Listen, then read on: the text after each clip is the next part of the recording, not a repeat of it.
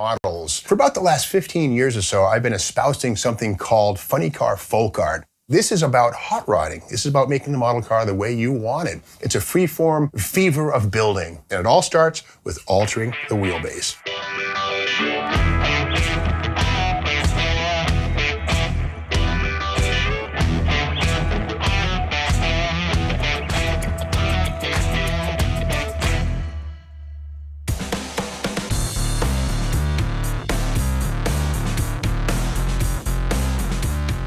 You know, when you build model cars, a lot of folks think you have to go by the instructions, don't deviate, paint the car just like the paint code tells you to do it on the back of the sheet.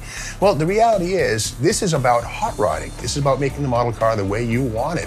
And funny car folk art kind of takes in elements of gassers, altered wheelbase funny cars, and you blast it together in like a night or a couple of hours. It's not a big deal. No paint, it's a free-form fever of building. Now here's a couple I built before. This is a 1971 Mustang funny car folk art, altered the wheelbase, and it's set up so it kind of sits like it's launching off the line. That's one of the things too that we'll be doing. Floating front suspension, like the car's in the middle of a wheelie.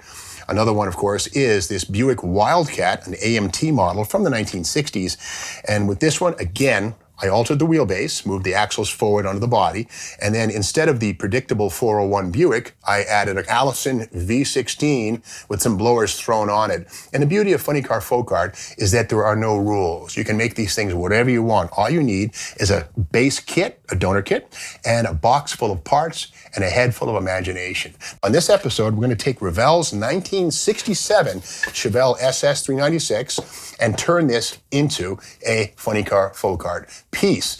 All right, the box is, it's molded in Marina Blue, which is okay.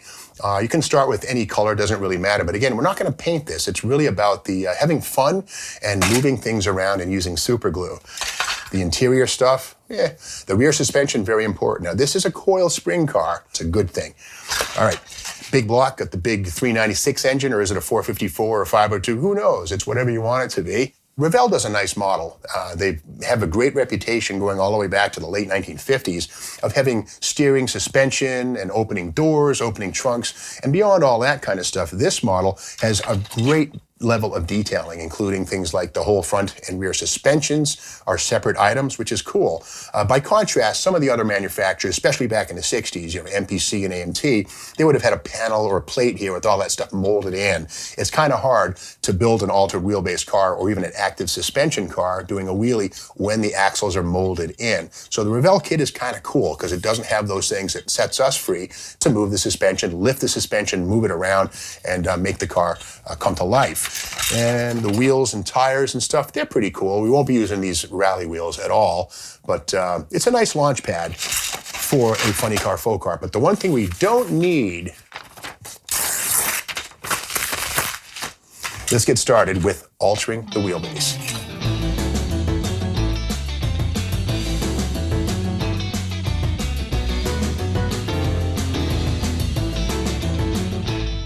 Now, the whole thing about altering the wheelbase started in 1965, courtesy of Chrysler Corporation. What they did was take advantage of the NHRA rulebook that forbade the moving of the engine in the chassis. Why would you do that? Well, the more weight you have on the rear tires of the car, the more traction you can get.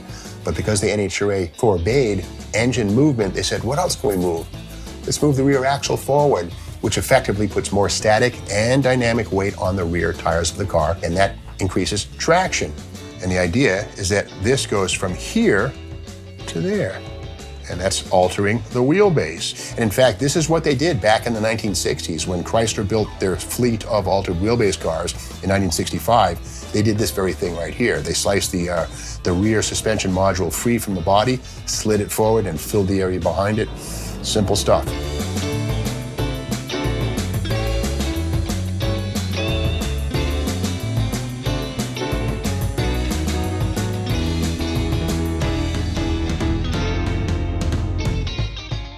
By 1966, the altered wheelbase trick on Chryslers was seen as being so effective that racers of Ford's and GM products mocked the altered wheelbase effect. But halfway through '66, Mercury came out with this thing called the Mercury Cyclone Funny Car. which had a tube frame, fiberglass body, and standard wheelbase location, but it was so light and the engine was set back so far that it pretty much outdistanced the Mopar door slammer funny cars, and the writing was on the wall. In fact, today's modern funny car, John Forrest and all those guys, it owes its roots to the 1966 Mercury Cyclone funny car campaign, which owes its roots to the altered wheelbase Mopars of 1965.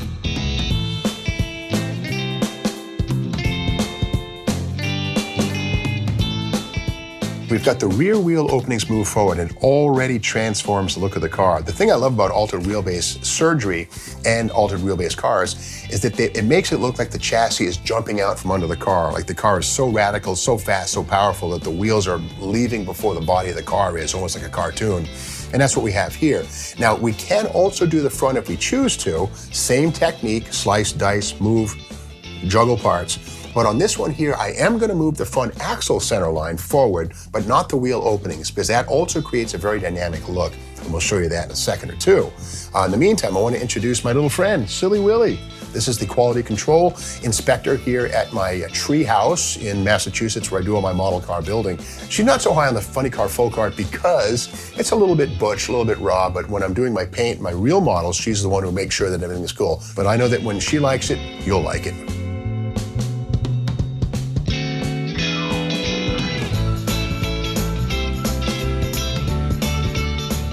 Unlike the 1964 Mopar fleet, which were unit construction cars, which didn't really have a separate frame, the Chevelle is a General Motors A-body, which is a body-on-frame car. So when we alter the wheelbase, we have two jobs, altering the body and altering the chassis. And we can see here the results of our surgery.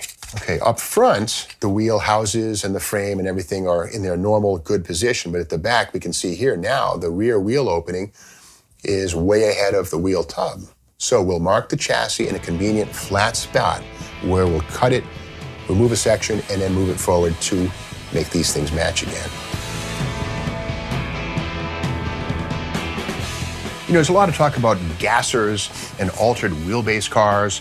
Well, they're kind of the same and they're kind of not.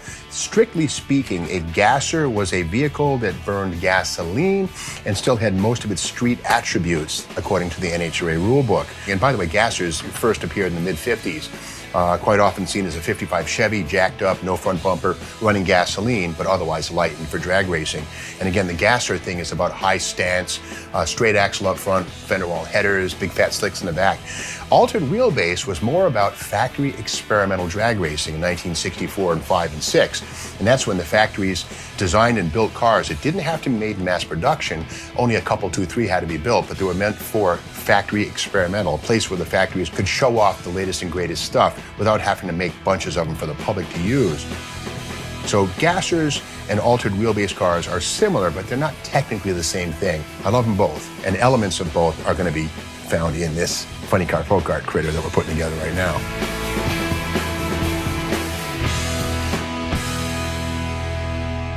And nice, there it is.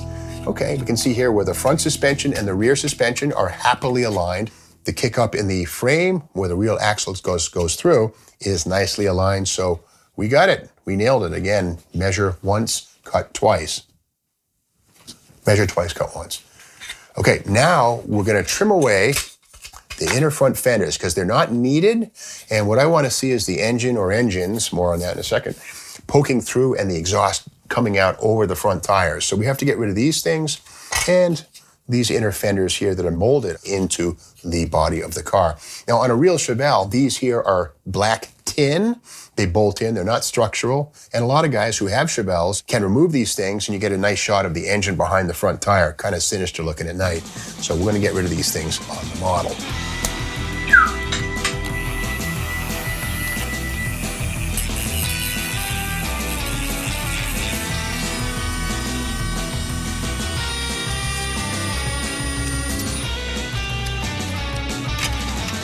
You want to keep the firewall because that helps to keep the frame rail supported and distance away from the fenders. So you don't want to grind the firewall out, but we might make some modifications with our engine or engines. We want to see right through there because we want the headers and the exhaust system to come poking from the side out over the tire in classic gasser fashion. And again, funny car folk art's about shock. and having something that looks just outrageous and crazy. And one of the best ways to do that is to have the exhaust system loud and proud, fully exposed. And like any Chevelle, the coil springs are the key. These are where the rear suspension support comes from. And in the case of our torqued over look, we're going to also achieve our ride height increase. So what we're going to do is get another coil spring for another Chevelle model kit and stack them up on one side to get the ride height increase that we need for the car to come up high on the driver's side. As it should, Revelle's 1967 Chevelle SS 396 model kit comes with a variation of the Chevy 12-bolt rear axle. Because we're going to put more than a stock engine in this thing, we have to upgrade the rear axle. So I'm going to use the Dana 60 rear axle out of the Revell 1968 Dodge Charger kit. Yeah, Dana 60 rear axles, they have their history in World War II. Apparently they were initially designed for use under 3/4 and 1-ton trucks. And the Dana Spicer Corporation is the maker of the Dana. It's not named after an actress or anybody like that, but the 60 is the one that Chrysler kind of put on the map when they put them in their 1966 street Hemis when equipped with a 4-speed transmission. And the beauty of a Dana 60 rear axle is that it is essentially bulletproof. You can run 1,000 horsepower through one of these things, and they'll ask for more. It's about the strongest rear axle of the muscle car era.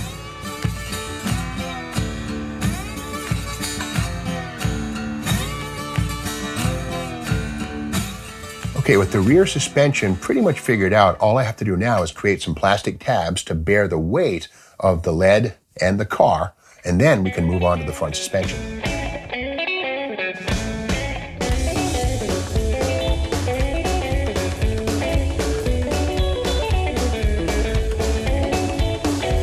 At the front of the car, we have a couple of choices. The standard suspension that came in the model is too staid, and again, it's not something you would have found in an old school funny car, so we're going to go straight axle up front. I think what I'll do is I'll grab this one, not sure what applications it's from, but it's painted silver, so this axle will be the one we're going to use. You can either do parallel leaf springs or a transverse leaf spring. Transverse is simpler, so I think that's what we'll do.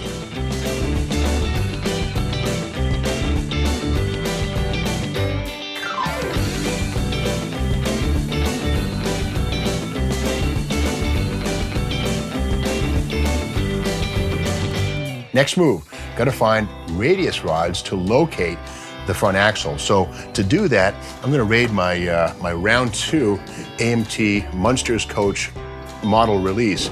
Pretty cool piece, limited edition. I hate to part it out, but I need the parts. So inside of this, what we'll find is on the chrome tree, some really nice radius rods. These guys right here. I'm going to cut them off the tree and use those to locate the front axle fore and aft. Again, they're called radius rods because they work from the radius of the front wheel back toward the car. So we'll slice these off, glue them down, and the front suspension will be almost done.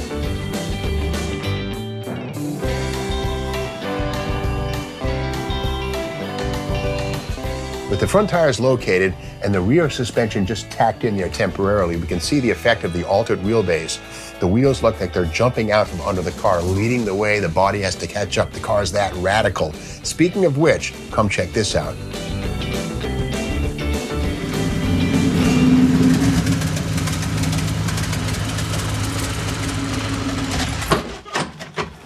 This is my 1981 Ford Fairmont. 2-door post. It's boring, it's square, it's a yawn. Or is it?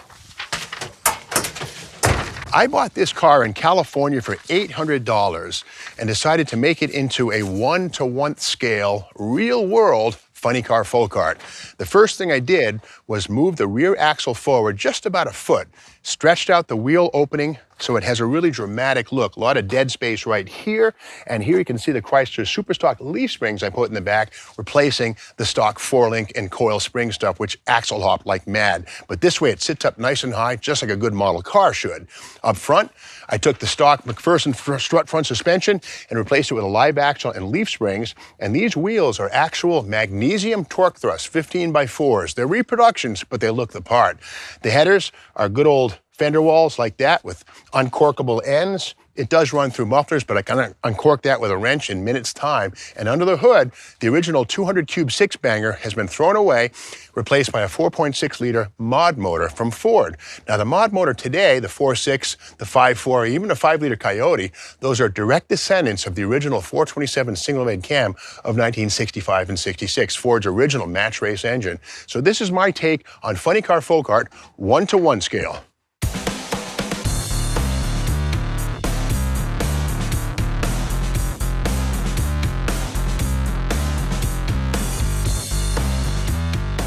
Okay, now it's time to move on to the engine. When one is good enough, let's go for two. We're going to take two 396 engines and cram them into the engine bay of our Funny Car Folk Art Chevelle. We'll start with cutting the 4-speed transmission off. We're going to grab another one of these kits, make two of these engines, and go to town. The big block Chevrolet is a fantastic thing. We know them and love them. Today we can get them as big as 572 cubic inches right from Chevy Performance. Well, back in 1965, the 396 made the scene and immediately rocked the rest of the world. With its porcupine staggered valve heads, the big block Chevy was a breathing machine. Now, by the time the 67 Chevelle came out, the SS 396 version thereof, the 396 was superseded by the 427, the 454 by 1970, and it would grow from strength to strength.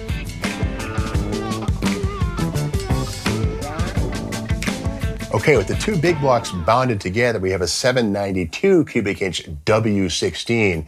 Kind of makes the W12 in the Bentley Continental look kind of puny. Now, every engine has to breathe, so we're going to add Hilborn fuel injection to both of these. And the thing with Funny Car Folk Art is the engine is kind of the crown of this deal.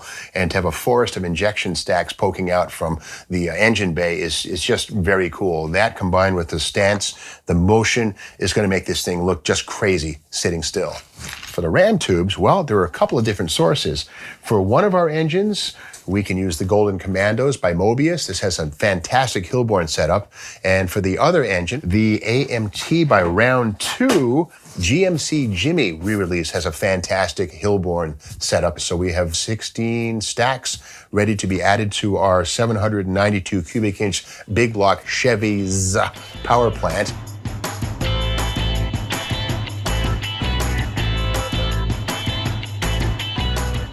Hilborn fuel injection is what's known as direct port injection. And basically what that is, it does away with any of the intake manifolding or the plenums that you'd find on a carburetor style or a throttle body style fuel injection unit, and instead gives each cylinder a straight shot right down into the intake port of fuel air mixture. Now, Hilborn injection or direct port injection is old school and it's new school. The old school stuff was completely analog, no computers. So generally speaking, they were kind of tough to tune. They either idled really well or they gave you great wide open throttle really well. The transitional stuff was kind of hard to get. Well, now with the advent of electronic fuel injection, we now have the ability to have our cake and eat it too. So electronic fuel injection, which looks old school, is very possible. Okay, the final thing to do is the final assembly. And then once we have the known parts installed and we know what the weight of this car is, then we can do the most critical part of this thing, and that is achieve the balance by putting ballast in the trunk that offsets the weight up front so the car sits with the front tires hovering in midair.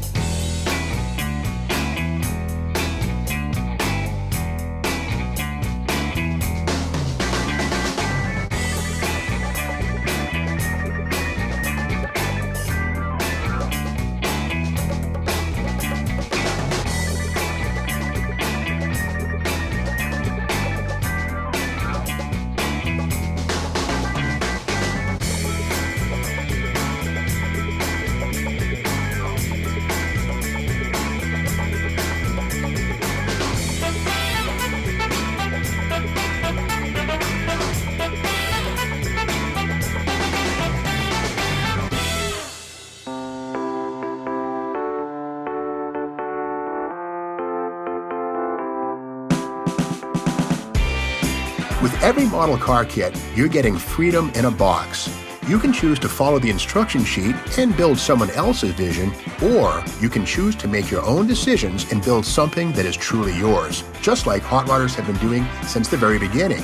And just like the altered wheelbase cars of the 1960s did, they knew how to go faster, so they snubbed their noses at Wally Park's NHRA, ran their creations harder and faster than ever before, and started a movement the effects of which can still be seen and celebrated today. From proper 330-mile-per-hour funny cars in real life to funny car folk art in our little world. Proper hot rodding. It's the way to take a model kit and make it your own.